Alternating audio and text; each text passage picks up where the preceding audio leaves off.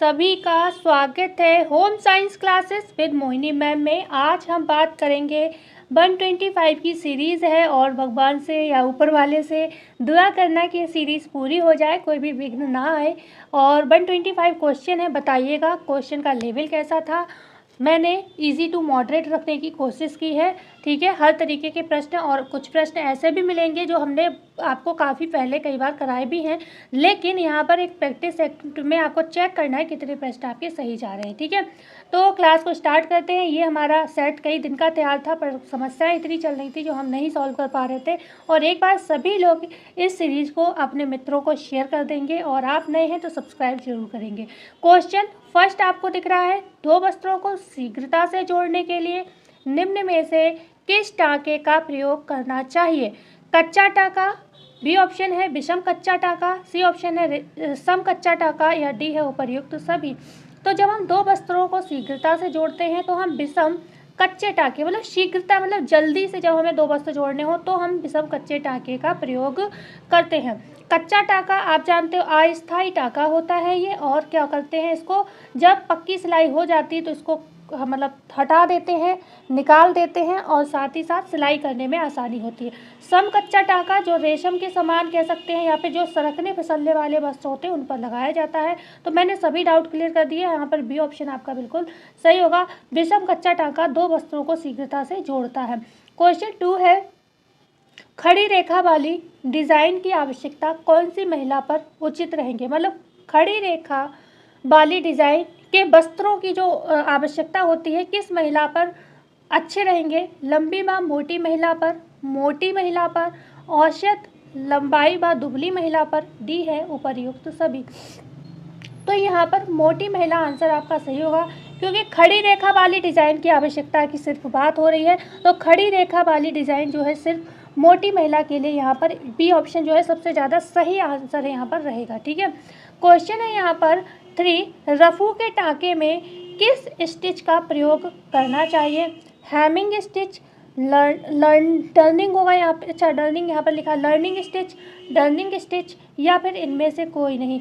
तो रफू के टाँके में किस स्टिच का प्रयोग किया जाता है, तो रफू को ही टर्निंग स्टिच के नाम से भी जाना जाता है। आपसे टाँका पूछा जाए या रफू का अन्य नाम पूछा जाए तो आप सी ऑप्शन टर्निंग स्टिच की मतलब बात करेंगे, ओके।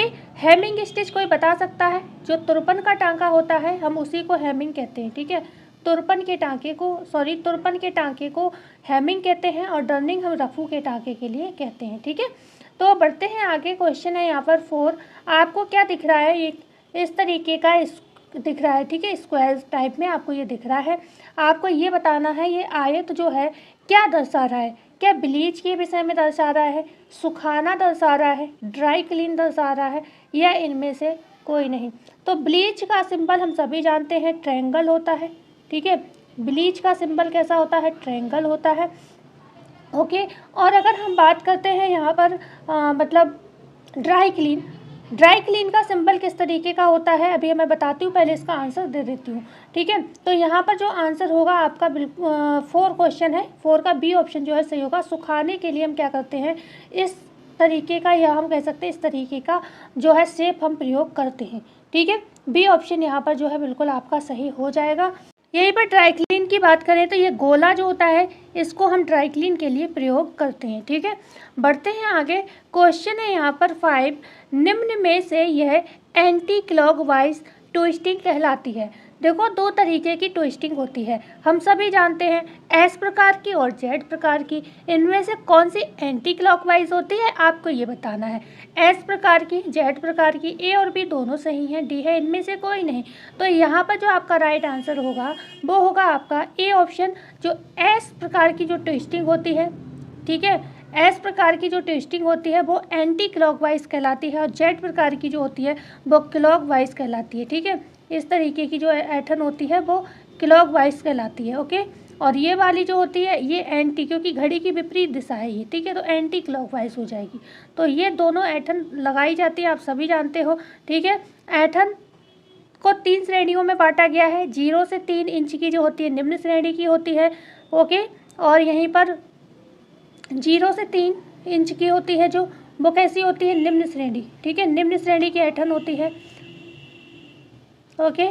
और यहाँ पर जो 3 से 6 होती है मध्यम होती है, मध्यम श्रेणी की ऐंठन होती है। और 7 से 12 होती है, सॉरी 3 से 7 कर लो उसको। और जो 7 से 12 होती है वो कैसी होती है, यहाँ पर वो होती है आपकी उच्च श्रेणी की ऐंठन, ठीक है, उच्च श्रेणी की ऐंठन। तो ये 3 तरीके की ऐंठन होती हैं धागों में, और एस और ट्विस्ट प्रकार की भी होती हैं, 2 तरीके की होती है। क्वेश्चन है 6, निम्न में से मध्यम श्रेणी की ऐंठन होती है 0 से 3%, 3 से 5%, 3 से 7%, 7 से 12%। तो मध्यम श्रेणी की ऐंठन आपको बतानी है जो कि होती है आपकी 3 से 7%, ठीक है, 3 से 7% होती है मध्यम, और 7 से 12 उच्च होती है, उच्च। और 0 से 3 क्या कैसी होती है, निम्न होती है। अभी हमने आपकी चर्चा की ही थी।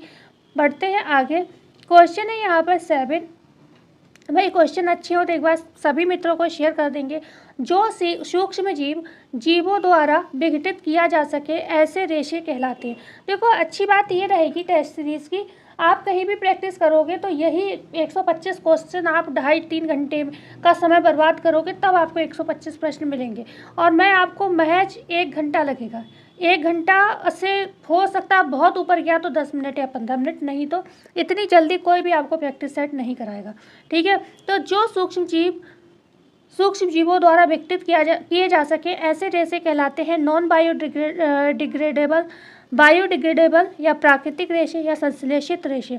तो यहाँ पर बात हो रही है जो सूक्ष्म जीवों द्वारा विघटित किए जा सके, तो ऐसे रेशे हम कहते हैं बायोडिग्रेडेबल। और इसके अंतर्गत लगभग प्राकृतिक रेशे जो होते हैं वो आते हैं, ओके, लगभग प्राकृतिक रेशे इसी के अंतर्गत आते हैं। और नॉन बायोडिग्रेडेबल के अंदर जो आते हैं वो संश्लेषित रेशे आते हैं। तो हमारा यहाँ पर बी ऑप्शन जो है बिल्कुल जो सही हो जाएगा, ठीक है। बायोडिग्रेडेबल जो होते हैं वो कैसे रेशे होते हैं, सूक्ष्म जीव उसे नष्ट कर सकते हैं, जैसे कि कपास है, जूट है, लीलन है। क्वेश्चन है 8, कोशिका की खोज जो है कब की गई थी, 1661 में, 1662 में, 1664 में, 1665 में। 8 क्वेश्चन का आंसर देना है जो कि है आपका डी ऑप्शन। 1665 में रॉबर्ट हुक ने क्या किया था, कोशिका की खोज की थी। रॉबर्ट हुक ने खोज की थी। माइक्रोग्राफिया पुस्तक में जिक्र किया था, ग्राफिया, ठीक है, माइक्रोग्राफिया पुस्तक में चर्चा की थी, जिसमें इन्होंने कोशिका ना कहकर इसे कोशा नाम दिया था। और इन्होंने खोजा किससे था, इन्होंने कैसी कोशिका थी, मृत कोशिका थी, ये ध्यान रखिएगा। और इन्होंने जो मधुमक्खी का छत्ता होता है उससे खोजा था इसको, ठीक है, मधुमक्खी के छत्ते से। हालांकि ये कई जगह अलग अलग भी चीज़ दिया है, लेकिन ऐसा भी माना गया है कि मधुमक्खी के छत्ते से खोजी गई थी। क्वेश्चन यहाँ पर 9 है, निम्नलिखित में से किस विवाह में वर पक्ष को कन्या के पिता को कन्या का मूल्य चुकाना पड़ता है, राक्षस विवाह में, असुर विवाह में, पिशाच विवाह में, या फिर दैव विवाह में, ठीक है। निम्न में से एक ऐसा विवाह आपको बताना है जिसमें वर पक्ष को कन्या के पिता को कन्या का मूल्य चुकाना पड़ता है, वो होता है आपका असुर विवाह, ठीक है। पिशाच विवाह आप जानते हो जब क्या होता है, लड़की के साथ कुछ गलत कृत्य करके, मतलब उसको मजबूर कर दो कि अब उसके पास कोई ऑप्शन ही नहीं है, समाज में उसे मुंह दिखाने के काबिल ना छोड़ो, या फिर उसके साथ कुछ भी उसे ऐसा मादक पदार्थ दे दो जिससे वो होश में ही नहीं है, उसके बाद उसके साथ गलत काम करो और उसके बाद उससे शादी, फिर मजबूरी हो जाती है उस लड़की की भी करना और समाज की भी कि करना है क्या, फिर उसी से शादी कर दो। तो ऐसे विवाह को पिशाच, जहाँ पर छल कपट का प्रयोग हो, ठीक है। राक्षस विवाह आप जानते हो जब युद्ध वगैरह होते थे तो युद्ध में जो राजा महाराजा होते थे उनकी पत्नियां, उनकी लड़कियां, उन लोगों से शादी विवाह कर लिया जाता था। और दैव विवाह में क्या होता है, दैव विवाह में नॉर्मली जो पिता होता है मतलब जो भी पुरुष यज्ञ को अच्छे तरीके से करवा लेता है, ठीक है, यज्ञ अनुष्ठान को अच्छे से पूर्ण कर लेता है, उस व्यक्ति द्वारा कन्या का विवाह कर दिया जाता है, ठीक है, ओके। तो यहाँ पर बी ऑप्शन जो है सही होगा। क्वेश्चन है 10, मृदा को प्रदूषित करने में सर्वाधिक योगदान किसका होता है, प्रदूषित जल का। ऑप्शन आपको सभी दिख रहे हैं, प्रदूषित जल, प्रदूषित मतलब वायु, घरेलू अपमार्ज है क्या, इनमें से सभी। तो मृदा को प्रदूषित करने में सर्वाधिक योगदान किसका होता है, इन सभी का होता है ना। तो डी ऑप्शन हमारा यहाँ पर बिल्कुल सही हो जाएगा। क्वेश्चन है यहाँ पर 11, गर्भावस्था में कौन सी समस्या उत्पन्न होने का भय नहीं रहता, गर्भावस्था में कौन सी समस्या उत्पन्न होने का भय नहीं रहता? क्या गर्भपात का, परिपक्वता का मतलब मैच्योरिटी का, इन्फेक्शन मतलब संक्रमण का, या फिर इनमें से सभी? ठीक है, तो यहाँ पर देखो गर्भपात का भी भाई भय तो रहता है। हम लोग कहते हैं धीरे धीरे चलो, भारी चीज़ मत उठाओ। क्यों? क्योंकि ये डर रहता है कि कहीं कुछ गलत ना हो जाए। ठीक है, और गलत मतलब यही हो जाए। इन्फेक्शन का भी डर रहता है भाई, इंजेक्शन लगता है, सेप्टिक का भी इंजेक्शन लगता है। क्यों? क्योंकि संक्रमण का डर होता है। लेकिन क्या मैच्योरिटी या परिपक्व होने का किसी को डर होता है? नहीं भैया, खूब अच्छी से मैच्योरिटी आनी चाहिए, तो यहाँ पर इसका भय नहीं होता। ये तो अच्छी बात है, ये कोई भय नहीं होता। तो यहाँ पर बी ऑप्शन जो है सही होगा। क्वेश्चन है 12, गर्भावस्था के 8वें महीने में वृद्धि हो जाती है रक्तचाप की, धड़कन की, श्वसन की, या फिर इनमें से सभी की?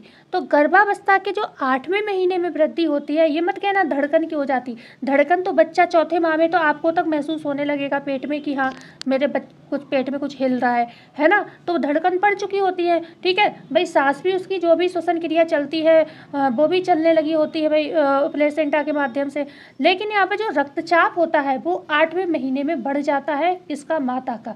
8वें महीने में वृद्धि किस चीज़ की होती है? रक्तचाप की बढ़ जाती, बीपी जो है ऊपर नीचे होने लगता है, या ज़्यादातर लोगों का बढ़ता ही है। तो ये ऑप्शन सही होगा। क्वेश्चन है 13, गर्भावस्था में दांत संबंधी रोगों का कारण है कैल्शियम की कमी, मतलब कैल्शियम व फास्फोरस की कमी, फ्लोरीन की कमी, विटामिन सी की कमी, या फिर हम कहेंगे उपर्युक्त सभी। तो हमारा ये ऑप्शन बिल्कुल सही होगा, डी ऑप्शन है, क्योंकि यहाँ पर कोई कन्फ्यूज़न है ही नहीं। स्पेशली कुछ टर्म पूछा नहीं गया है, सीधे ये पूछा गया है कि दांत संबंधी रोगों का कारण क्या हो सकता है। भाई तो दांत कैल्शियम और फास्फोरस की कमी से भी कमज़ोर हो जाते हैं, खराब हो जाते हैं। फ्लोरीन की अधिकता और कमी से भी दिक्कत होती है।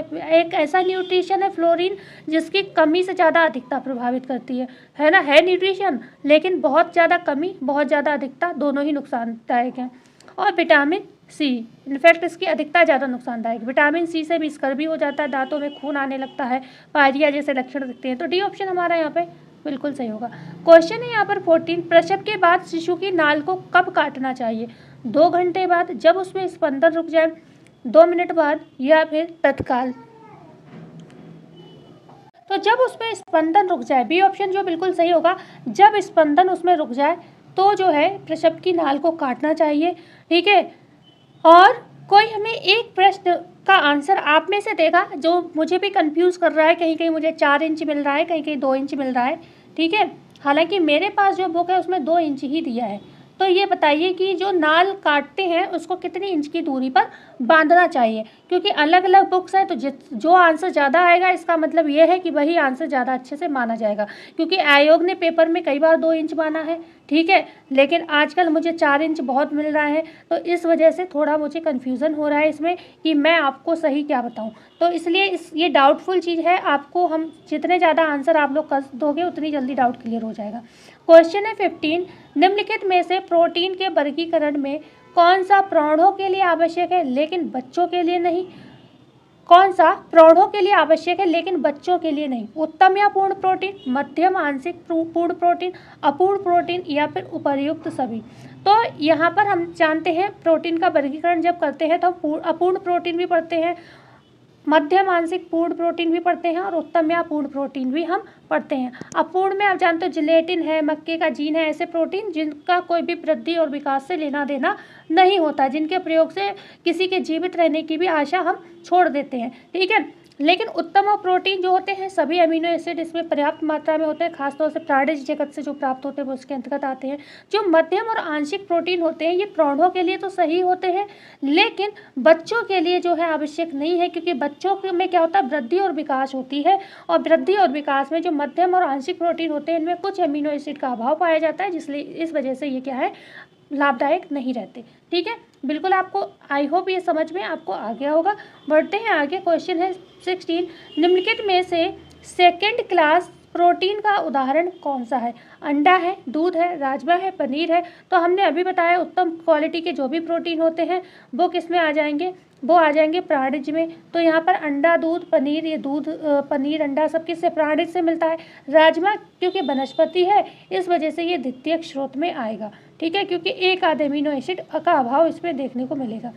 क्वेश्चन है 17, निम्न में से कीटाणुनाशक पदार्थ है गोले का तेल, डिटॉल, अमृत धारा फिट करी। एनसीईआरटी को भी हमने इसमें इंक्लूड किया हुआ है, ओके, जिससे आपका कोई समस्या ना रहे कि एनसीईआरटी के कुछ क्वेश्चन उधर रह जा रहे थे, तो मतलब क्लास चल रही थी वो रह जा रही थी, तो उसके भी हमने कुछ क्वेश्चन यहाँ पर ऐड कर दिए हैं, जिससे आपका एनसीईआरटी भी कवर हो जाए, ओके।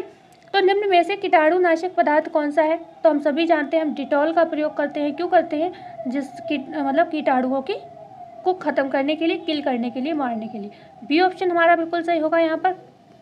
क्वेश्चन है यहाँ पर 18, विष लेने पर प्रथम उपचार हेतु डॉक्टर को बुलाना चाहिए, कृत्रिम श्वास क्रिया करानी चाहिए, गुनगुने पानी में नमक घोलकर पिला देना चाहिए, डॉक्टर के आने तक रोगी को सोने नहीं देना चाहिए। तो विष लेने पर जो सबसे पहला उपचार हम करेंगे, देखो डॉक्टर को तो बुलाएंगे, जब तक डॉक्टर आएगा तब तक उसे गुनगुने पानी में नमक घोलकर पिला देना चाहिए, जिससे उल्टी वगैरह हो जाए और उसका विष का असर जो है कम हो जाए, ठीक है ना। सी ऑप्शन यहाँ पर सही हो जाएगा। क्वेश्चन है यहाँ पर 19, पेप्टिक अल्सर किस बैक्टीरिया के कारण होता है? ई कोलाई के कारण, हेलिकोबैक्टर पाइलोरी संक्रमण के कारण, साल्मोनेला टाइफी के कारण, इनमें से कोई नहीं। तो साल्मोनेला टाइफी तो आप सभी अच्छे से जानते हो टाइफाइड के लिए जिम्मेदार होता है। पेप्टिक अल्सर, हेलिकोबैक्टर पाइलोरी संक्रमण इसके कारण जो है, इस बैक्टीरिया के कारण होता है, ठीक है। तो यहाँ पर आपका बी ऑप्शन बिल्कुल सही होगा। क्वेश्चन है यहाँ पर 20, उच्च रक्तचाप के रोगी को दी जाने वाली डाइट कौन सी है? डैश डाइट, कैंपनर डाइट, सी है ए और बी दोनों, डी है केवल बी। तो हम सभी जानते हैं डैश डाइट और कैंपनर डाइट ये ऐसी डाइट होती है जो उच्च रक्तचाप, हाइपरटेंशन के रोगी को दिया जाता है, जहाँ पर सोडियम को कंट्रोल करते हुए कार्बोहाइड्रेट वगैरह की फलों को, सब्जियों को ऐड किया जाता है, ठीक है। और जो कोलेस्ट्रॉल बढ़ाने वाली चीज़ें होती हैं उन्हें कंट्रोल करने की कोशिश किया जाता है। क्वेश्चन है 21, जेली परीक्षण के लिए चीनी की कितनी मात्रा का उपयोग किया जाता है? जेली का जो परीक्षण होता है उसमें चीनी की कितनी मात्रा का प्रयोग करते हैं? 15%, 40%, 65% या फिर 55%। तो जब भी जेली परीक्षण हो करते हैं तो हम 65% तक जो है चीनी का प्रयोग इसमें, मतलब जेली में करते हैं, ठीक है। सी ऑप्शन हमारा बिल्कुल सही हो जाएगा। एक बार सभी लोग कमेंट करके बताएं भाई क्वेश्चन सही है नहीं है, कैसे हैं। ऐसी ही क्लास आपको 2-3 दिन के गैप से मैं दे दूं, क्योंकि जो है 125 क्वेश्चन जो टाइप करना, और इस समय हमने आपको बता भी रखा है थोड़ा प्रॉब्लम्स चल रहे हैं, तो इस वजह से 125 क्वेश्चन रोज़ टाइप करना तो बस की बात नहीं है, लेकिन थोड़े थोड़े कॉन्सेप्ट के साथ, क्योंकि इस समय अब क्या है, आपको क्वेश्चन के सीधे आंसर याद होने चाहिए। थ्योरी पढ़ना समझना जितना था हो चुका है, करते रहो थोड़ा थोड़ा साइड में, मतलब और प्रैक्टिस भी आपकी ज़रूर होती रहनी चाहिए। तो इस वजह से मैं चाह रही थी भले ही रोज़ वीडियो ना दे पाऊँ, 3-4 दिन में कहो तो मैं एक वीडियो कैसे भी करके आपको 125 क्वेश्चन की सीरीज वाली ही प्रोवाइड करा दूँ। जैसा भी राय रहेगा कोशिश करेंगे, आप बस कमेंट कर दीजिएगा। क्वेश्चन 22 है, खाद्य मिलावट निरोधक अधिनियम की स्थापना कब की गई थी?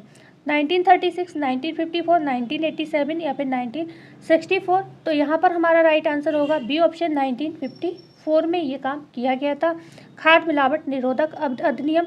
और इसके अंतर्गत 2006 में किसकी स्थापना हुई, कोई बता सकता है कमेंट में? क्या इसकी जगह किसकी स्थापना की गई है? 2006 इस समय लिख दिया है मैंने, ओके। क्वेश्चन है 23, फलों में पैक्टिन मात्रा कैसे पता लगाया जा सकता है? अल्कोहल टेस्ट द्वारा, सीड टेस्ट द्वारा, बबल टेस्ट द्वारा या फिर फॉक टेस्ट द्वारा?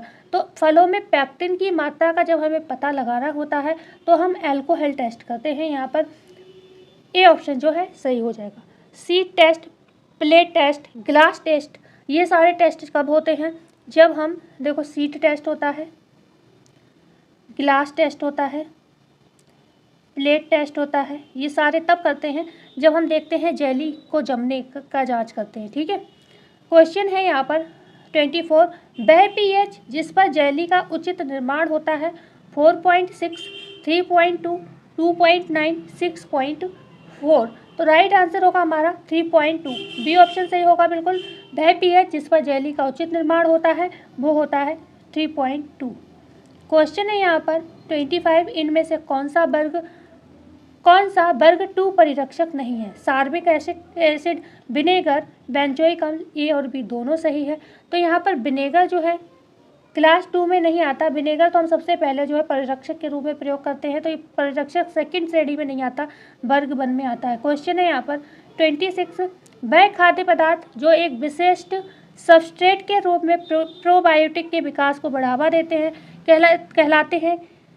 प्रश्न को ध्यान से पढ़ लीजिएगा। वह खाद्य पदार्थ जो एक विशिष्ट सबस्ट्रेट के रूप में प्रोबायोटिक के विकास को बढ़ावा देते हैं कहलाते हैं एंटीबॉडी, पॉलीफिनॉल, प्रीबायोटिक, फाइटोस्टेरॉल। तो प्रीबायोटिक यहाँ पर आंसर होगा। ये इस तरीके के कुछ बैक्टीरिया वगैरह होते हैं जो हमारे अम्ल निम्नलिखित का उदाहरण है, मोनोसैकेराइड का, विटामिन का, आवश्यक वसीय अम्ल का या फिर अनावश्यक वसीय अम्ल का।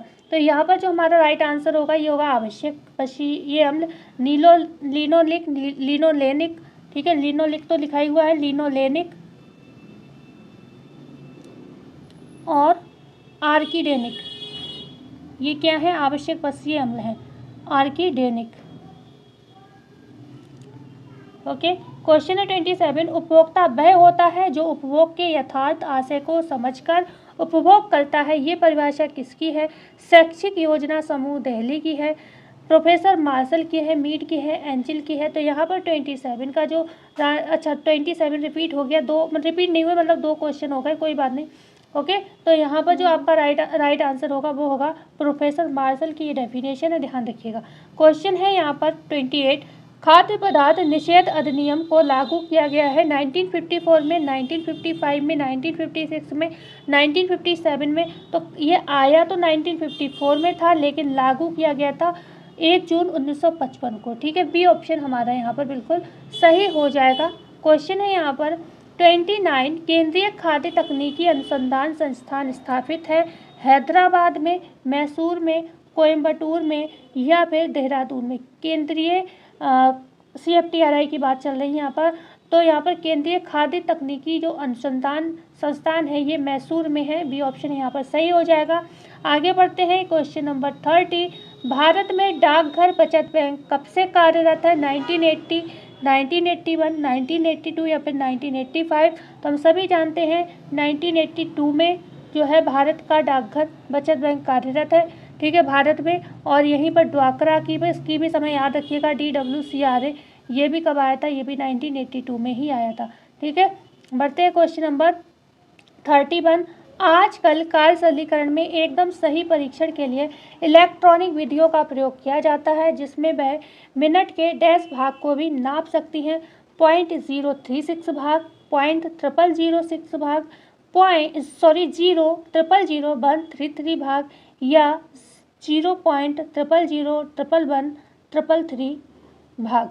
तो यहाँ पर जो आजकल TMU की बात चल रही, जो आजकल जो टाइम मेजरमेंट यूनिट जो आती है TMU, जिसको हम साइक्लोग्राफ वगैरह में प्रयोग करते हैं, आपने पढ़ा होगा, जिससे हम समय को मापते हैं, कार्य करते समय कि समय कितना लगा किसी काम में, है ना।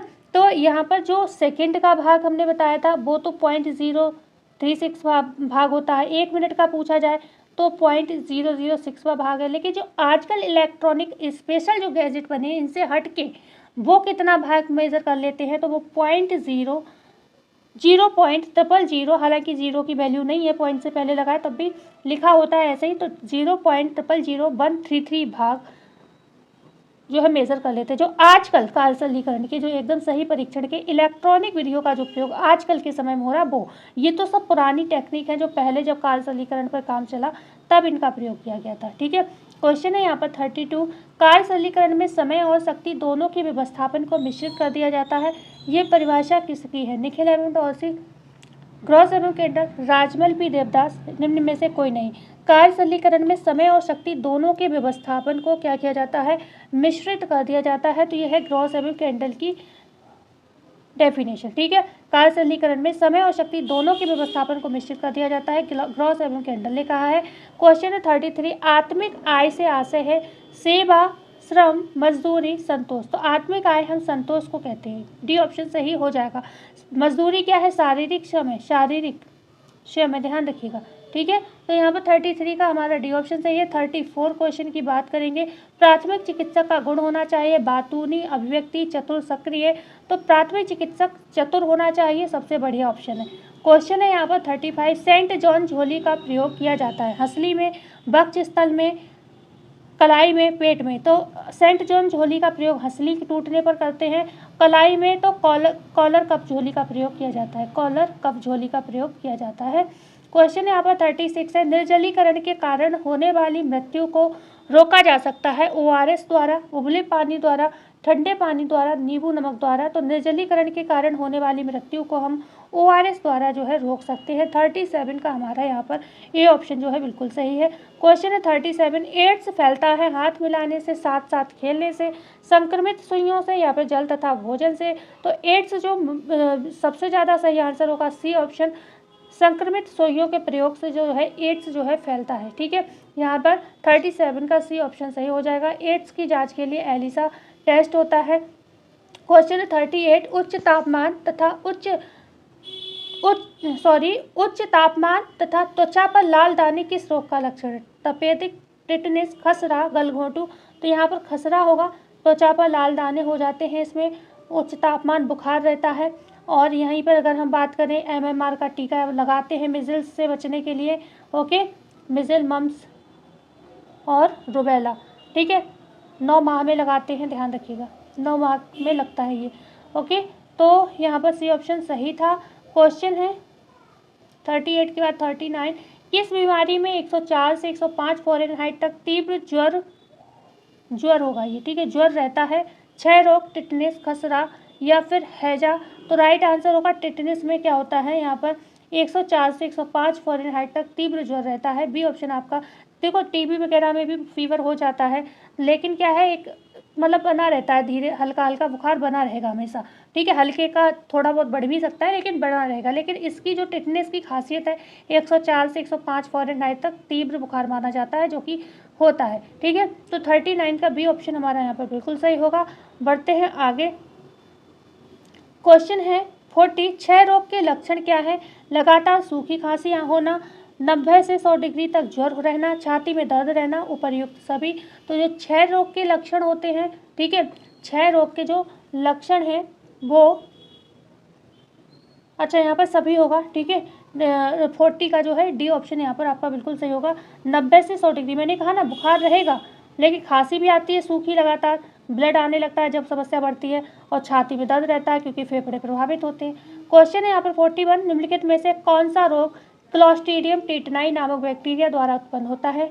निमोनिया, खसरा, टिटनेस या फिर पोलियो। तो नाम से ही आपको यहाँ पर पता चल रहा होगा जो है टिटनेस जो है टिटनाई टिटनेस। ठीक है, क्लॉस्ट्रीडियम टिटनाई। ठीक है, तो क्या इससे होता है? बैक्टीरिया है ये, ध्यान रखिएगा। क्या हो जाता है? टिटनेस हो जाता है। ओके, बढ़ते हैं आगे। क्वेश्चन है 42, किस जीवाणु के संक्रमण से कुकर खांसी रोग होता है? Bacillus pertussis, pneumococcus, streptococcus, staphylococcus. किस जीवाणु के संक्रमण से कुकर खांसी, काली खांसी या वूपिंग कफ भी हम कहते हैं इसको, होता है? तो ये होता है बैसिलस पर्ट्यूसिस से। ठीक है, यहाँ पर आप जानते हो DPT का इंजेक्शन भी लगता है। ठीक है, ए ऑप्शन आपका बिल्कुल सही होगा। बढ़ते हैं आगे। क्वेश्चन है यहाँ पर 43, STH हार्मोन की कमी से वयस्कों में होने वाला रोग कहलाता है? बौनापन, भीमकायत, साइमंड, एक्रोमेगेली। तो यहाँ पर बात किसकी हो रही है? वयस्कों की हो रही है ना? तो बौनापन वयस्कों में तो नहीं होगा तो बच्चों में ही हो जाएगा, जिसे हम क्रेटिनिज्म कहते हैं। ठीक है, ये भी होता है सोमैटोट्रोपिक हार्मोन की कमी से, लेकिन बात वयस्कों की चल रही है, ये ध्यान रखना है। तो यहाँ पर होगा आपका साइमंड रोग। ओके, बकाया जो यहाँ पर जो आयोडीन युक्त नमक जो होता है, अगर ज़्यादा मात्रा में होता है हम लोग खाते हैं, ओके, उसकी वजह से क्या होता है? हार्मोन का सिक्रेशन ज़्यादा बढ़ जाता है, तो वहाँ पर भीमकायुक्त देखा जाता है। ठीक है, लेकिन यहाँ पर सी ऑप्शन जो है सही हो जाएगा। अगर STH हार्मोन, सोमैटोट्रोपिक हार्मोन की जब अधिकता हो कमी होगी तो वयस्कों में क्या हो जाएगा? साइमंड रोग हो जाता है। क्वेश्चन है यहाँ पर 44, रेशम का छोर फैक्ट्री निर्माण प्रक्रिया के किस चरण में प्राप्त होता है? सॉर्टिंग में, सॉफ्टनिंग में, रीलिंग में, उपयुक्त सभी में। तो ये सारी प्रक्रिया सॉर्टिंग भी होती है। कोकून की छटाई की प्रक्रिया को कहते हैं रीलिंग। रेशम को लपेटने की प्रक्रिया होती है। आंसर होगा सॉफ्टनिंग। सॉफ्ट करते समय हम क्या करते हैं, कोकून का छोर जो होता है, रेशम का छोर जो है प्राप्त कर लेते हैं। तो बी ऑप्शन हमारा यहाँ पर बिल्कुल सही होगा। बढ़ते हैं आगे। क्वेश्चन है यहाँ पर 45, चीन से प्राप्त कोकून का रंग कैसा होता है, केवल सफ़ेद, बी है क्रीम सफ़ेद और पीला, सी है केवल पीला, डी है उपर्युक्त सभी। तो यहाँ पर जो ए ऑप्शन आपका बिल्कुल सही होगा। ठीक है, ए ऑप्शन बिल्कुल सही होगा। चीन से प्राप्त जो कोकून का रंग होता है केवल सफ़ेद होता है। क्वेश्चन है 46, फिलामेंट को लपेटते समय रेशम का धागा रीलिंग प्रक्रिया में किस छिद्र से तेजी से ऊपर आता है, आइरिस छिद्र, पोर्सिलिन या स्पिनरेट। फिलामेंट को लपेटते समय रेशम का धागा रेलिंग प्रक्रिया में किस छिद्र से तेजी से ऊपर आता है, तो यहाँ पर आपका सी ऑप्शन जो है बिल्कुल सही होगा। सी ऑप्शन पोर्सिलिन का छिद्र होता है ये। ठीक है, सी ऑप्शन सही होगा। ठीक है, तो सी ऑप्शन आपका यहाँ पर बिल्कुल सही था, पोर्सिलिन। बढ़ते हैं आगे। क्वेश्चन है 48, 3F में शामिल नहीं है, फेयर, फाइट, फायर या फिर कहेंगे हम फ्लाइट। तो यहाँ पर आपका सी ऑप्शन सही होगा। ओके, सी ऑप्शन जो है आपका बिल्कुल सही हो जाएगा, फायर। 48 का सी जो है, फायर नहीं शामिल है, बकाया फेयर, फाइट, फ्लाइट, लड़ो, उड़ो, मरो, मारो वाली कंडीशन रहेगी। एड्रेनलिन से निकलते हैं। ये क्वेश्चन है 49, नर विकास हार्मोन कहलाते हैं टेस्टोस्टेरोन, प्रोजेस्टेरोन, एंड्रोजन या उपर्युक्त सभी। तो टेस्टोस्टेरोन, यहाँ पर नर विकास हार्मोन की बात चल रही है, ये ध्यान रखने वाली बात है। नर विकास हार्मोन कौन सा है, तो नर विकास हार्मोन एंड्रोजन कहलाता है। सी ऑप्शन जो है सही होगा। ठीक है ना, बकाया टेस्टोस्टेरोन टेस्टिस में मतलब शुक्राणु वगैरह के निर्माण में, ठीक है, इन सब कामों में भूमिका जो है निभाता है। ओके, प्रोजेस्टेरोन तो महिलाओं में पाया जाता है। क्वेश्चन है 50, निम्नलिखित में से किसे जीवन रक्षक हार्मोन कहते हैं, एड्रेनलिन हार्मोन को, अधिवृक्क हार्मोन को, अग्नाशय हार्मोन को या फिर थायराइड हार्मोन को।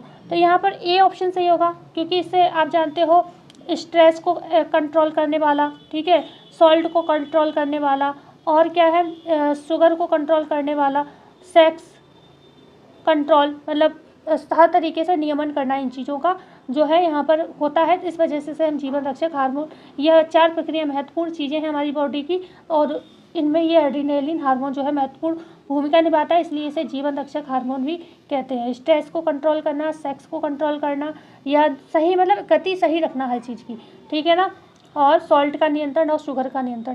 चेचक के विषाणु का क्या नाम है, 51 क्वेश्चन है। ए है एंट अमीबा हिस्टोलिटिका, बी है बेरिसोला जोस्टर वायरस, सी है विब्रियो कोलेरी या फिर डी है साल्मोनेला टाइफी। तो यहाँ पर बेरिसोला जोस्टर वायरस जो होता है चेचक के विषाणु का नाम है, बकाया विब्रियो कोलेरा जो है कॉलरा हैजा के लिए होता है। ठीक है, एंट अमीबा हिस्टोलिका ये भी पेचिस वगैरह जो होते हैं उससे संबंधित है, और ये तो है ही आपके टाइफाइड से संबंधित। Okay, salmonella typhi. तो क्लियर हुआ। बढ़ते हैं आगे। क्वेश्चन है 52, ICMR NIN 2020 RDA सारणी के अनुसार प्रति 2000 किलो कैलोरी पर फाइबर की प्रतिदिन की मात्रा कितनी निश्चित की गई है, 30 ग्राम, 25 ग्राम, 35 ग्राम, 40 ग्राम। क्या अभी तक कहीं आपको इसका आंसर किसी ने 40 ग्राम बताया है? नहीं, क्योंकि जबकि यही RDA में माना गया है, लेकिन राइट आंसर माना गया है 30 ग्राम। तो हम यही मानेंगे ए ऑप्शन, क्योंकि आयोग बार बार उसी गलत ऑप्शन को मान रहा है। तो भाई जब आयोग ने आंखें बंद कर ली हैं तो हम भी आंखें बंद ही कर लेंगे। ठीक है, ए ऑप्शन सही होगा। क्वेश्चन है यहाँ पर 53, प्रसव में पहले नितंब आना, इसके बाद टांगे और बाहें और अंत में सिर आना, यह स्थिति क्या कहलाती है? उपकरण जन्म, प्राकृतिक जन्म, सहज जन्म या ब्रीच जन्म। तो ब्रीच जन्म यहाँ पर ए ऑप्शन जो है सही होगा। ठीक है, इसी ये उल्टा जन्म भी कहलाता है। प्रसव में क्या होता है, नितंब पहले आ जाते हैं, टांगे और बाहें अंत में, सबसे अंत में सिर आता है इसमें, जबकि नॉर्मल जो सीधा जन्म होता है उसमें सबसे पहले सिर आता है। क्वेश्चन है यहाँ पर 54, लंबे रेशे को क्या कहा जाता है? फिलामेंट, स्टेपल, स्पन यार्न या इनमें से कोई नहीं। तो लंबे रेशे फिलामेंट कहलाते हैं, छोटे रेशे स्टेपल कहलाते हैं, और जो छोटे छोटे रेशे को स्पन भी कहते हैं। ठीक है, स्पन भी कहते हैं और स्टेपल भी कहते हैं छोटे रेशों को। फिलामेंट जो है लंबे रेशे जिनका मीटर में मापन कर सके। क्वेश्चन है 55, पारिवारिक साधन के प्रकार हैं डैश, मानवीय एवं अमानवीय साधन, परंपरागत एवं गैर परंपरागत साधन, लोचमय एवं अलोचमय साधन, पूर्ण एवं अपूर्ण साधन। तो पारिवारिक साधन जो है मानवीय एवं अमानवीय दोनों होते हैं। ठीक है, यहाँ पर ए ऑप्शन जो है सही होगा। क्वेश्चन है 56, अनिवार्य बचत का उदाहरण क्या है? सामान्य भविष्य निधि, बैंक जमा, LIC, जन भविष्य निधि। तो यहाँ पर ए ऑप्शन सही होगा, जो सामान्य जनरल जो होता है ग्रॉस प्रोविडेंट फंड, ठीक है। तो यहाँ पर हम जनरल प्रोविडेंट फंड, तो यहाँ पर सॉरी ये वाला सही होगा, ए ऑप्शन, ठीक है। ए ऑप्शन सही होगा। ये अनिवार्य होता है, हालांकि प्राइवेट सेक्टर में अनिवार्य नहीं भी होता है, लेकिन गवर्नमेंट सेक्टर में ये क्या है, अनिवार्य होता है, ओके, जो रिटायरमेंट के समय आपको मिल जाता है। क्वेश्चन है 57, भोजन, इसे पेंशन मत समझना, ये रिटायरमेंट के समय आपको दे दिया जाता है, पेंशन तो हर महीने रिटायर होने के बाद मिलती है। क्वेश्चन है 57, भोजन पकाने की खदगाना सिमरिंग विधि में तापमान कितना होता है? 82 डिग्री सेल्सियस से 99 डिग्री सेल्सियस, 72 डिग्री सेल्सियस से 85 डिग्री सेल्सियस, 65 डिग्री सेल्सियस से 75 डिग्री सेल्सियस, या फिर 80 डिग्री सेल्सियस से 85 डिग्री सेल्सियस। तो यहाँ पर ए ऑप्शन आपका सही होगा, 82 डिग्री सेल्सियस से 99 डिग्री सेल्सियस तक खदकाने या सिमरिंग विधि में तापमान होता है। ओके, क्वेश्चन नंबर 58 है, सामुदायिक विकास कार्यक्रम की धुरी किसे कहा जाता है? प्रचार प्रबंधन को, प्रचार कार्यकर्ता को, ग्रामीण नेता को, प्रचार विशेषज्ञ को? तो हम सामुदायिक विकास कार्यक्रम की जो धुरी है वो कहते हैं यहाँ पर प्रचार कार्यकर्ता को। बी ऑप्शन हमारा बिल्कुल जो है सही होगा। क्वेश्चन है यहाँ पर 59, विश्व स्वास्थ्य संगठन का कार्य है निरोग व्यक्ति के लिए, समुदाय के लिए, माता और शिशुओं के लिए, या उपयुक्त सभी के लिए? तो हमारा जो WHO विश्व स्वास्थ्य संगठन का जो कार्य रहेगा वो यहाँ पर जो है माता और शिशुओं के लिए, ठीक है। सी ऑप्शन ज़्यादा सही रहेगा, क्यों? क्योंकि यहाँ पर निरोग व्यक्ति दिया है, और निरोग व्यक्ति के लिए फिर विश्व स्वास्थ्य संगठन क्या करेगा, है ना, रोगी व्यक्ति के लिए तो करेगा भी। ओके, तो यहाँ पर आपका सी ऑप्शन जो है सही है। क्वेश्चन है 60, बाल विवाह निरोधक अधिनियम किस सन में, अच्छा आंसर दिख ही गया, सन में लागू हुआ? 1929, 1955, 1976, 2006। तो बाल विवाह निरोधक अधिनियम जो लागू हुआ था वो हुआ था 1929 में। ये ऑप्शन आपका बिल्कुल सही होगा। यहाँ पर 1955 में हिंदू पुनर्विवाह अधिनियम भी कह सकते हो, हिंदू विवाह अधिनियम, सॉरी, ओके। और 2006 में आप जानते हो मनरेगा भी आया था, मनरेगा, ओके। और 2006 में एक बहुत महत्वपूर्ण न्यूट्रिशन साइंस से संबंधित संस्थान की स्थापना हुई। वो कमेंट में हमें आंसर आपसे ही चाहिए, ओके। तो बढ़ते हैं आगे। क्वेश्चन है 61, चम्मच की आकृति के नाखून जैसे लक्षण वाली बीमारी को क्या कहते हैं? क्वाशियोरेकर, रक्ताल्पता, मरासमस, उपर्युक्त सभी? तो यहाँ पर बी ऑप्शन होगा, इसे हम काइलोनीचिया कहते हैं। रक्ताल्पता एनीमिया की कमी से होता है, क्वाशियोरेकर प्रोटीन की कमी से होता है, ओके। और यहाँ पर marasmus protein plus calorie, okay. Question है यहाँ पर 62, प्रसार शिक्षण एक विधि है, अब व्यवहारिक शिक्षण, सामूहिक शिक्षण, व्यवहारिक शिक्षण, जन शिक्षण? तो प्रसार शिक्षण की जो विधि है व्यवहारिक शिक्षण की विधि है 62 का। यहाँ पर आपका सी ऑप्शन से होगा। थोड़ा स्क्रीन छोटा करूँ नहीं तो आंसर दिख जा रहा है। क्वेश्चन है यहाँ पर 63, अच्छा बड़ा ही करूँ, ओके, अब नहीं दिखेगा। क्वेश्चन है 63, पर्यावरण में उपस्थित आवश्यक तत्वों का असंतुलन क्या कहलाता है? प्रदूषण, रासायनिक प्रदूषण, सांस्कृतिक प्रदूषण, या भौतिक प्रदूषण? तो यहाँ पर जो 63 है इसका आंसर होगा ए ऑप्शन, प्रदूषण। भाई पर्यावरण में जो भी उपस्थित तत्व होते हैं उनका असंतुलन क्या कहलाता है? प्रदूषण कहलाता है। और यहाँ पर ये तो पूछा नहीं किस प्रकार का, तो सीधे प्रदूषण आंसर होगा। क्वेश्चन है 64, प्रसार शिक्षा शब्द का प्रयोग सर्वप्रथम सन 1873 में डैश में किया गया? हार्वर्ड विश्वविद्यालय, टेक्सास विश्वविद्यालय, कैम्ब्रिज विश्वविद्यालय, ऑक्सफोर्ड विश्वविद्यालय? तो कैम्ब्रिज विश्वविद्यालय में 1873 में सर्वप्रथम प्रयोग किया गया था प्रसार शिक्षा शब्द का, ठीक है, ओके।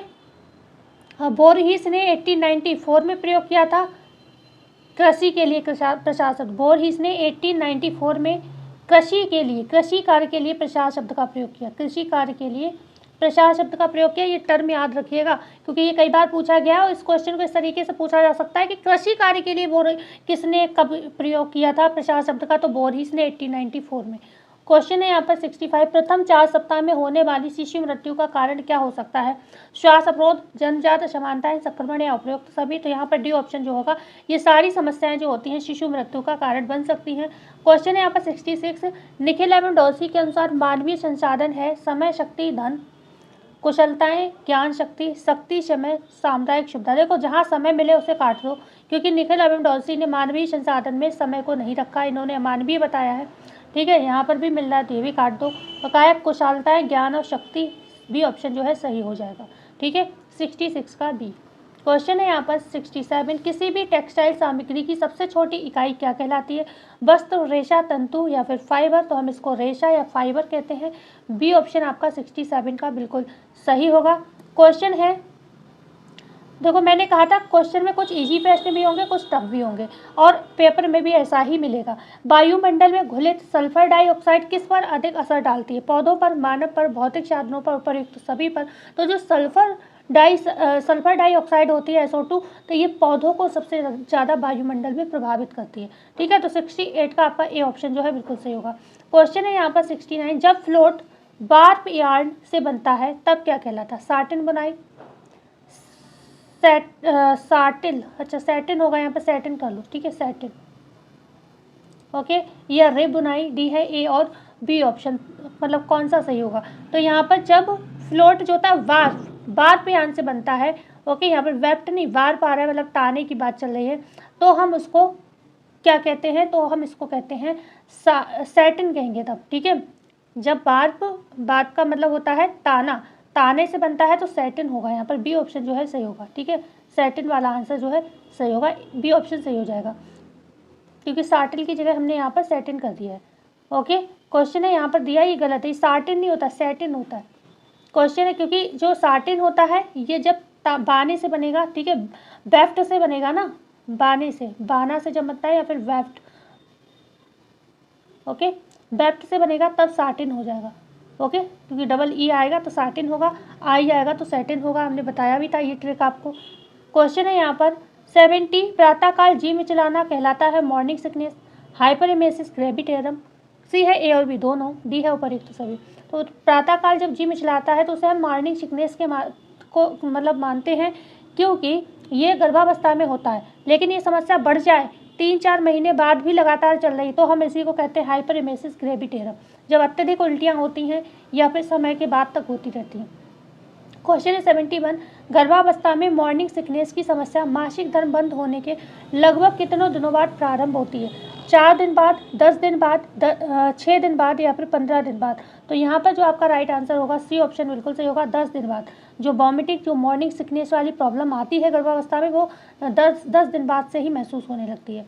क्वेश्चन है यहाँ पर 72, अचानक होने वाली बीमारी को हम क्या कहते हैं? एक्वायर्ड कहते हैं, एक्यूट कहते हैं, जन्मजात कहते हैं, या फिर हम इसे रोग मानते हैं? तो ये जो अचानक होती है वो हम एक्यूट कहलाते हैं, बी ऑप्शन सही होगा। ठीक है, क्वेश्चन है यहाँ पर 73, कोशिका के मुख्यतः कितने भाग होते हैं? 2 होते हैं, 3 होते हैं, 4 होते हैं, 5। तो हम सभी जानते हैं 3 होते हैं, केंद्रक, केंद्रक द्रव्य और जीव द्रव्य। ठीक है, यहाँ पर मतलब कोशिका झिल्ली जो झिल्ली, केंद्रक और जीव द्रव्य, बी ऑप्शन यहाँ पर सही हो जाएगा। क्वेश्चन है 74, शरीर के किसी भाग को स्पर्श कर परीक्षण करना क्या कहलाता है? विकार, आघात, पल्पेशन या फिर उपर्युक्त सभी। तो यहाँ पर ये होगा पल्पेशन, क्योंकि पल्पेशन में क्या होता है, जब शरीर के किसी भाग को स्पर्श करके परीक्षण करते हैं तो हम उसको पल्पेशन कहते हैं। ठीक है, क्वेश्चन है 75, प्रसार शिक्षा डैश है? लचीली, गत्यात्मक, नमनीय या उपर्युक्त सभी। तो प्रसार शिक्षा में यहाँ पर डी ऑप्शन सही होगा, ये लचीली भी है, ये गत्यात्मक भी है, ये नमनीय भी है। ठीक है, डी ऑप्शन जो है सही होगा। क्वेश्चन है 76, प्रसार शिक्षा प्रदान की जाती है कृषकों को, पशुपालकों को, दुग्ध उत्पादकों को, उपर्युक्त सभी को। तो प्रसार शिक्षा चाहे माली हो, चाहे कृषक हो, चाहे स्त्री हो या बच्चा हो, है सभी के लिए ये। ठीक है, डी ऑप्शन जो है 76 का सही होगा। क्वेश्चन है यहाँ पर 77, प्रसार शिक्षा प्रदान की जाती है गृहिणी को, ग्रामीणों को, मालियों को, उपर्युक्त सभी को। तो बिल्कुल हमने कहा ये सभी की शिक्षा, 77 का भी डी ऑप्शन है आपका बिल्कुल सही होगा। ये कॉन्सेप्ट क्लियर होने चाहिए, कई बार कंफ्यूज हो सकते हो कि ये किसके लिए है। प्रसार शिक्षा का आवश्यक गुण नहीं है ग्रामीण के रहन सहन को ऊंचा करना, समस्याओं का समाधान करने में सहायता करना, आवश्यकता को स्वयं पूरा करना, डी है उपर्युक्त सभी। प्रसार शिक्षा का आवश्यक गुण कौन सा नहीं है? कि आवश्यकताओं को स्वयं पूरा करना। भाई आप ही समस्याओं जो भी आवश्यकता उन्हें पूरी कर दोगे तो उन्हें खुद अपनी समस्या का निराकरण करने की योग्यता कब आएगी? ऐसे तो आप कब तक उनका काम पूरा करते रहोगे भाई, ज़िंदगी कोई इतनी छोटी थोड़ी ना है। और जो नहीं भी रहेंगे उसके बाद भी और लोग पैदा होंगे, तो किस किस की समस्या आप दूर करोगे, है ना। तो यहाँ पर आवश्यकताओं को स्वयं पूरा करना ये प्रसार शिक्षा का आवश्यक गुण कभी नहीं होता है। ग्रामीण के रहन सहन के स्तर को ऊंचा करना होता है, लेकिन उनको खुद अपनी समस्या का समाधान करना आना चाहिए, तब उस स्तर ऊंचा किया जाता है। तो सी ऑप्शन सही होगा। क्वेश्चन है यहाँ पर,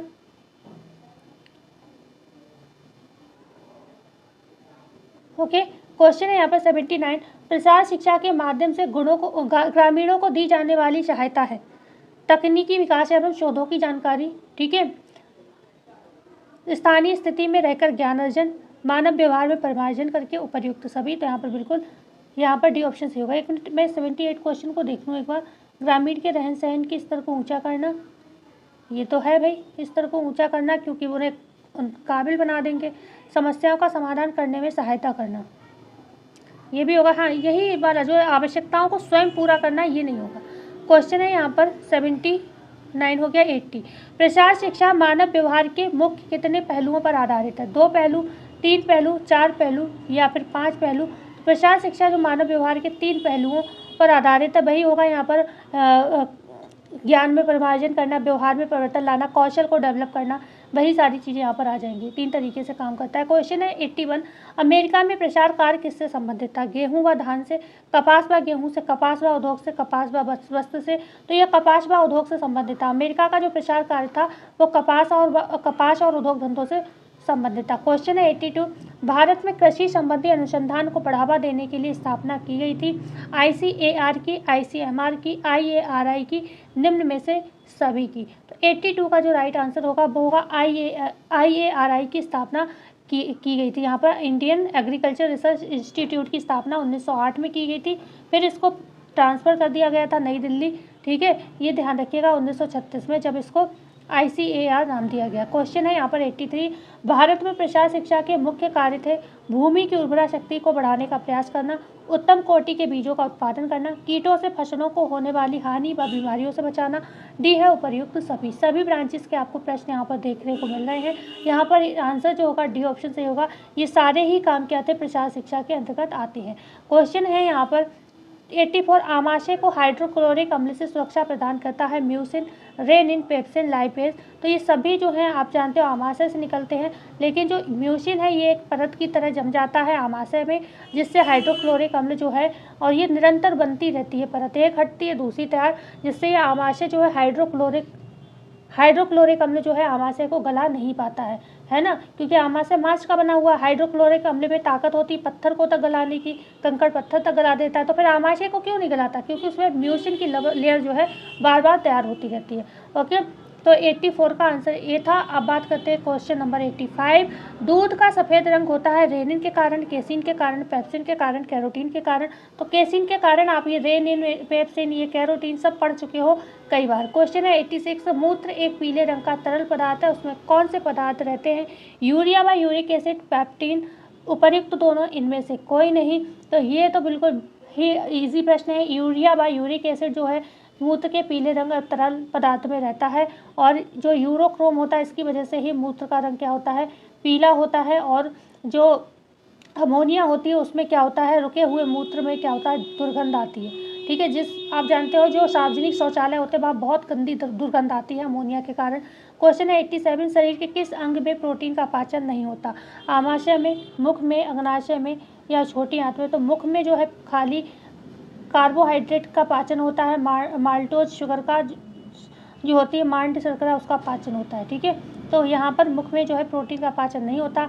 आमाशय में पेप्सिन है, रेनिन है पाचन करता प्रोटीन का। अंगनाशय में आप जानते हो इरेप्सिन प्रोटीन है, ट्रिप्सिन प्रोटीन है, वो पाचन करती है।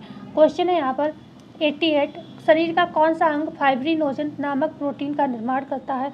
अग्नाशय, यकृत, पित्ताशय या फिर आंत? तो यहाँ पर यकृत जो है राइट आंसर होगा। फाइब्रोजन नामक प्रोटीन का जो निर्माण होता है यकृत के माध्यम से होता है।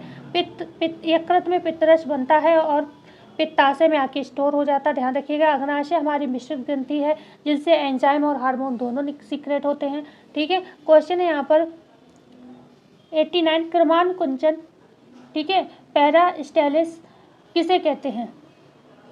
भोजन के पाचन की गति, पाचक रसों का बनना, आंत की लहरीय गति जिसमें पेशियां का संकुचन एवं फैलाव होता है, उपर्युक्त में से कोई नहीं। तो क्रमानुकंचन आपको बताना है, यहाँ पर सी ऑप्शन सही होगा। आंतों की लहरीय गति जिसमें पेशियों का संकुचन एवं फैलाव होता है, सी ऑप्शन सही होगा यहाँ पर। इसे हम क्रमानुकंचन कहते हैं। इसके माध्यम से भोजन सरकता है और आंतों में पहुँच जाता है। क्वेश्चन है ऑटराइजेशन अवशोषण का काम अच्छे से होता है। क्वेश्चन है 90 असम दृष्टि दोष क्या है? आँखों से निरंतर पानी बहता रहता है, एक ही वस्तु के कुछ भाग स्पष्ट तथा कुछ भाग अस्पष्ट दिखाई देते हैं, बालक टेढ़ी मेढ़ी आँख से देखता है, डी है उपर्युक्त सभी। तो यहाँ पर जो है असम दृष्टि दोष जो होता है, असम मतलब कोई भी चीज़ है वो स्पष्ट या अस्पष्ट है, मतलब ना तो स्पष्ट ही है ना ही अस्पष्ट है, मतलब कोई भी वस्तु है वो स्पष्ट तथा अस्पष्ट दिखाई दे रही, मतलब असम है, कोई भी समान नहीं दिख रही है। तो यहाँ पर बी ऑप्शन सही हो जाएगा। क्वेश्चन है यहाँ पर 90 एक ही वृत्त में अलग अलग भागों को प्रदर्शित करते हैं तो उसे कहते हैं, अच्छा अब एक ही वृत्त में, ओके वृत्त होगा यहाँ पर, वृत्त में जब अलग अलग भागों को प्रदर्शित करते हैं तो उसे कहते हैं रेखाकार ग्राफ, गोलाकार ग्राफ, पिक्टोग्राफ, चित्रग्राफ। तो 91 का यहाँ पर जो राइट आंसर होगा बी ऑप्शन, ये गोलाकार ग्राफ होता है जिसमें इस तरीके से ग्राफ होता है, जानते हैं। और इसमें जैसे मान लो गैसेस का ही वातावरण में कहें तो हम कहें यहाँ पर जो 78% क्या होता है, नाइट्रोजन होता है, 21% ऑक्सीजन होता है, और ये इसमें क्या होता है, सब नियॉन है, CO2 है, थोड़ी थोड़ी मात्रा में सारी गैसेस होती हैं। ठीक है, इस तरीके से बता दिया। तो सबसे ज़्यादा पार्ट किसका है, नाइट्रोजन का सबसे ज़्यादा कर दिया, 21%, ये इससे ज़्यादा हो गया। ठीक है, और इतने में सारी गैसें आ गई। ओके, तो इस तरीके से ये किसे कहते हैं, गोलाकार ग्राफ। पिक्टोग्राफ में हम क्या करते हैं, जो इमोजी वगैरह होते हैं ना उसके माध्यम से चीज़ को दर्शाते हैं। चित्रग्राफ में चित्रों का प्रयोग करते हैं। क्वेश्चन है 92 द्विविम दृष्टि सामग्री में नहीं आता, चौकपट, पोस्टर, फ्लैश कार्ड या मॉडल। द्विविम मतलब 2 डायमेंशन की बात हो रही है, तो मॉडल क्या है, ये 3 डायमेंशनल 3D एक्ट है, ठीक है ना, ऐड है। तो यहाँ पर आपका डी ऑप्शन जो है बिल्कुल सही हो जाएगा। क्वेश्चन है यहाँ पर 93 दृश्य वास्तव्य सामग्री है, चलचित्र, टेलीविजन, ड्रामा, इनमें से सभी। प्रश्नों को ध्यान से देखिएगा। प्रश्न है दृश्य श्रव्य सामग्री इनमें से कौन सा है? तो यहाँ पर डी ऑप्शन से होगा। चलचित्र भी है, टेलीविजन भी है, ड्रामा भी है। हालांकि चलचित्र को कई जगह दृश्य में ही काउंट किया जाता है, लेकिन कई जगह दृश्य और श्रव्य दोनों माना गया है, क्योंकि चलचित्र कहीं को टीवी भी बोलते हैं, टेलीविजन भी चलचित्र को बोलते हैं, और कई जगह ये कहा जाता है कि सिर्फ पिक्चर दिखाई जाती हैं। तो अलग अलग थॉट है इसके विषय में। क्वेश्चन है 94 जिन वस्त्रों पर सोने चांदी के महीन तारों से निर्मित नमूने ही प्रमुख रूप से दिखाई देते हैं उन्हें क्या कहा जाता है? पटोला, बांधनी, ब्रोकेड, कलमदार। तो जिन वस्त्रों में सोने चांदी के महीन तारों से निर्मित ही प्रमुख रूप से नमूने दिखाई देते हैं, ठीक है, उसे हम ब्रोकेड कहते हैं। सी ऑप्शन जो है आपका बिल्कुल सही हो जाएगा। क्वेश्चन है यहाँ पर 95 पटोला गुजरात की आप जानते हो रेशमी धागों से बनती है, और जो दुल्हन होती है उसके लिए सुहाग का प्रतीक माना जाता है। ओके, बांधनी भी टाई एंड डाई आप जानते हो, कपड़े को भी रंगा जाता है, जो धागों को रंग कर डिजाइन बनाते हैं तो इक्कत कहलाता है। क्वेश्चन है 95 प्रसार शिक्षा शब्द का प्रयोग सर्वप्रथम हुआ था 1908 में, 1911 में, 1873 में या फिर 1946 में? तो प्रसार शिक्षा शब्द का जो प्रयोग हुआ था 1873 में सबसे पहले किया गया। 95 का सी ऑप्शन सही होगा। क्वेश्चन है 96 सिकल सेल एनीमिया दिवस मनाया जाता है 7 जून, 19 अक्टूबर, 19 जून, 19 मार्च और 19 जून को मनाया जाता है। सी ऑप्शन आपका बिल्कुल सही हो जाएगा। क्वेश्चन है 97 मोटर वाहन अधिनियम कब पारित किया गया? 1985, 1986, 1987 या फिर 1988? तो मोटर वाहन अधिनियम जो है वो आया आपका 1986 में, जब उपभोक्ता संरक्षण अधिनियम आया तभी आया। क्वेश्चन है यहाँ पर 98 वह प्रतीक जो श्रोता से संचारक को प्राप्त होता है, प्रतिपुष्टि, संदेश, संचार या संकेत। तो श्रोता से संचारक को तो फीडबैक मिलता है, मतलब प्रतिपुष्टि मिलती है। 98 का ये ऑप्शन सही होगा। क्वेश्चन है 99 बाल मृत्यु ग्राफ दर्शाया जाता है बार ग्राफ पर, हिस्टोग्राम पर, पैराग्राफ पर, प्रभाव ग्राफ पर। तो ये हिस्टोग्राम पर जो है बाल मृत्यु दर को हिस्टोग्राफ पर दर्शाया जाता है। बी ऑप्शन जो है आपका सही होगा। क्वेश्चन है यहाँ पर एनिमल इंटेलिजेंस पुस्तक किसकी रचना है? Thorndike, Pablo, Skinner, Kohler. तो ये थॉर्नडाइक की है एनिमल इंटेलिजेंस, ठीक है। लर्निंग थ्योरी आप जानते हो नहीं की है। 100 हो गया यहाँ पर क्वेश्चन, 100 का बी ऑप्शन सही है। 25 बचे हैं आपके 25 क्वेश्चन, वो भी जल्दी हो जाएंगे। क्वेश्चन है 101 प्रसार शिक्षा का उद्देश्य है दृष्टिकोण में परिवर्तन लाना। एक बार सभी लोग चैनल को शेयर कर दें और नए हो तो सब्सक्राइब जरूर करें। जब तक मैं पानी पी लूँ। एक प्यारा सा कमेंट जरूर करिएगा और ये भी बता सकते हैं कि कितने प्रश्न आपके सही गए टोटल में। ओके, कार्य दक्षता में परिवर्तन लाना, ज्ञान में परिवर्तन लाना या फिर उपर्युक्त सभी। तो प्रसार शिक्षा के यही 3 मुख्य उद्देश्य माने जाते हैं। ओके, तो डी ऑप्शन सही होगा। क्वेश्चन है यहाँ पर 102, शारदा एक्ट संबंधित है विधवा विवाह से, सती प्रथा से, बाल विवाह से या फिर उपर्युक्त सभी से। तो यहाँ पर सी ऑप्शन सही होगा। शारदा एक्ट हर विलास शारदा बाल विवाह से संबंधित है। ठीक है, ओके। क्वेश्चन है यहाँ पर 103, संतुलन तालिका किस अवस्था में बनाई जाती है? साल के अंत में, साल के शुरुआत में, साल के मध्य में या डी है ए और बी दोनों सही होगा। तो ये बनाई जाती है साल के अंत में संतुलन तालिका, ए ऑप्शन आपका सही होगा। क्वेश्चन है यहाँ पर 104, साधारणतः किस वसा को हानिकारक कोलेस्ट्रॉल कहते हैं? LDL, BLDL, HDL, chylomicron. ठीक है, तो काइलोमाइक्रोन तो आप जानते हो अवशोषित वसा होती है। ठीक है, अवशोषित वसा को काइलोमाइक्रोन्स के नाम से जानते हैं। HDL जो हाई डेंसिटी लिपोप्रोटीन होता है यही वेस्ट होती है। गुड कोलेस्ट्रॉल भी हम इसको कहते हैं। ठीक है, गुड कोलेस्ट्रॉल कहते हैं इसी को। प्रश्न यही पूछा गया ना, अच्छा हानिकारक पूछा गया है। तो यहाँ पर होगा LDL, low density lipoprotein. Okay, low density.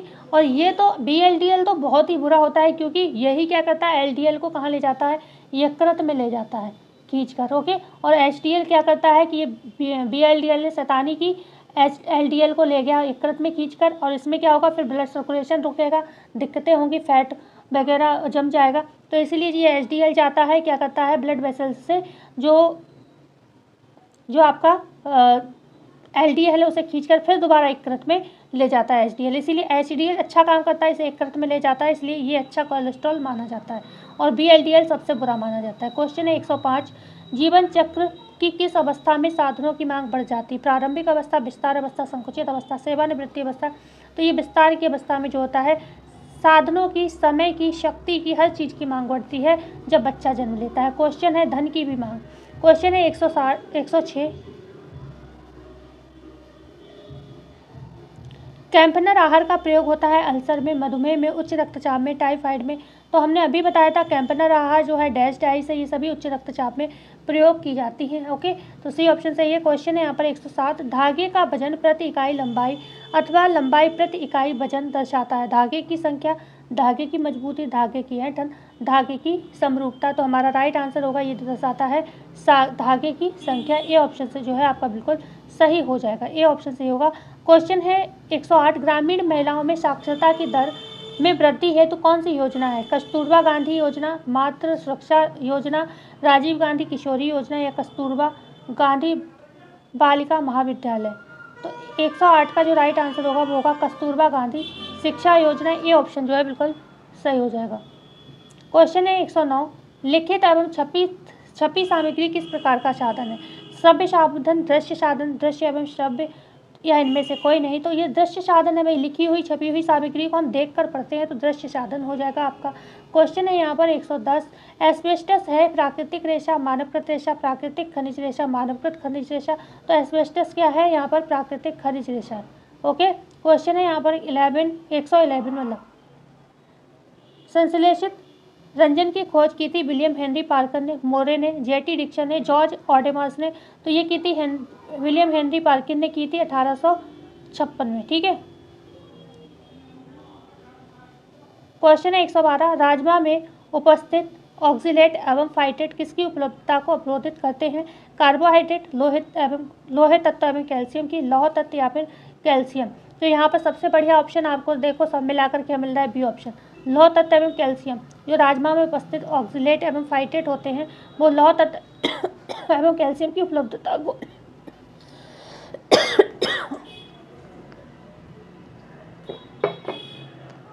अवरोधित करता है। बी ऑप्शन जो है बिल्कुल सही होगा। क्वेश्चन है 113, सन डैश में कृषि प्रचार को संयुक्त राज्य अमेरिका द्वारा मान्यता प्राप्त हुई? 1920, 1914, 1900 या फिर 1950। तो यहाँ पर 1914 में एडम स्मिथ एक्ट आया था, तभी कृषि प्रचार को संयुक्त राज्य अमेरिका ने मान्यता दी थी। और कृषि उद्योग मतलब कपास की खेती और उद्योग से संबंधित था ये। क्वेश्चन है 114, डिब्बाबंद जैम या जेली पर चिन्ह लगा रहता है? एगमार्क, ISI, FPO या इनमें से कोई नहीं। तो डिब्बा बंद जो जैम और जेली होते हैं उन पर FA फूड प्रोडक्ट ऑर्डर का साइन लगा होता है। क्वेश्चन 115 बच्चों का विकास निम्न का परिणाम है, सिर्फ सीखने का, सिर्फ परिपक्वता का, सिर्फ व्यक्तिगत विभिन्नताओं का, या फिर सीखने और परिपक्वता का। तो यहाँ पर जो 115 है इसका डी ऑप्शन सही होगा, सीखने और परिपक्वता दोनों का होता है। ठीक है, बच्चों का विकास।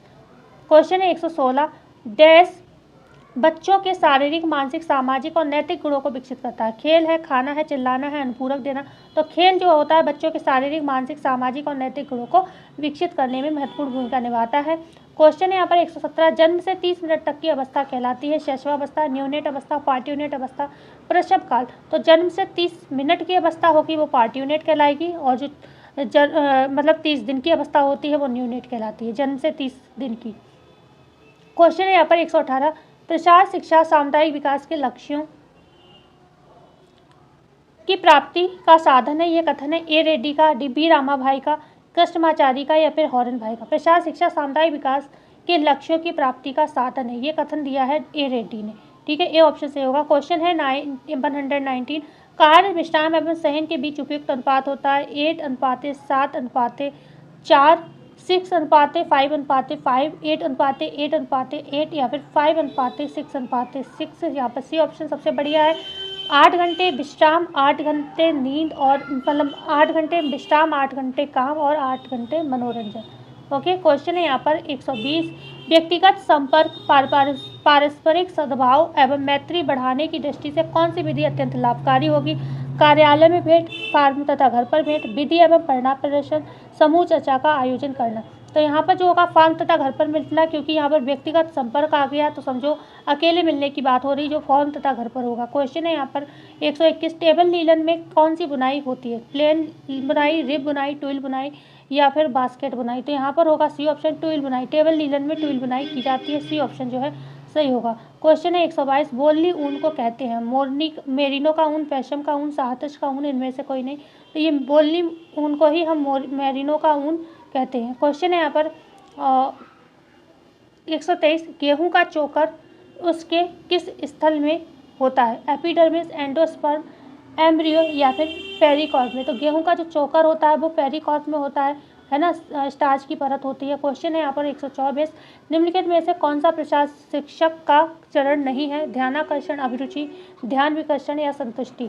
तो यहाँ पर प्रसार शिक्षक का चरण, प्रसार शिक्षा का चरण इनमें से जो कौन सा नहीं है, तो ध्यान विकर्षण नहीं है, बकाया ध्यानाकर्षण तो पहला ही चरण है, अभिरुचि भी है, संतुष्टि भी है। क्वेश्चन है लास्ट आज की क्लास का 125 ग्लाइकोलाइसिस प्रक्रिया में होता है ग्लूकोज का ग्लाइकोजन में परिवर्तन, ग्लाइकोजन का विघटन, ग्लूकोज का पायरुविक अम्ल में परिवर्तन, या फिर अमीनो अम्ल व वसा का निर्माण। तो यहाँ पर जो राइट आंसर होगा वो होगा सी ऑप्शन, ग्लूकोज का पायरुविक अम्ल में परिवर्तन ही क्या कहलाता है, ग्लाइकोलाइसिस कहलाता है। ठीक है, तो आज की क्लास बताना ना भूलिएगा कैसी लगी। क्लास अच्छी लगी हो तो लाइक, शेयर एंड सब्सक्राइब जरूर करिएगा। मिलते हैं कल एक और नई वीडियो में नई जानकारी के साथ। जब तक के लिए धन्यवाद। सभी लोग चैनल को शेयर करते हुए जाएंगे, बताते जाएंगे कितने प्रश्न आपके इसमें से सही गए। ओके, धन्यवाद।